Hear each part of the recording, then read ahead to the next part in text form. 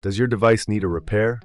We offer a free diagnostic, home collection and delivery with no calls or travel required. We send you a quote before repair, and we only proceed with your agreement. Convenient, transparent, and professional. Link in the description. To begin, ensure you have the following tools at hand: a Phillips screwdriver, a flathead screwdriver, and a set of spanners. You will also need a clean cloth for any internal cleaning. Start by unplugging your Vitamix blender to ensure safety during the process. Next, remove the base of the blender. This typically involves unscrewing several screws located at the bottom. Use your Phillips screwdriver to carefully take out these screws, placing them in a safe location to avoid losing them. Once the screws are removed, gently lift the base off, exposing the internal components. Now locate the clutch mechanism. This is usually situated near the motor. Inspect it for any signs of wear or damage. If you notice any issues, it's time to replace it. To do this, you will need to unscrew the clutch from its housing. Use your flathead screwdriver to carefully pry it loose if it's stuck.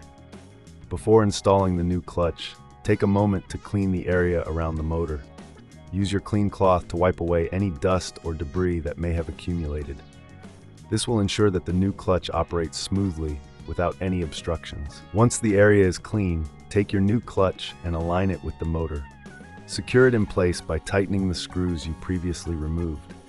Make sure it's firmly attached, but be cautious not to over-tighten, as this could cause damage. After securing the clutch, it's time to reattach the base of the blender.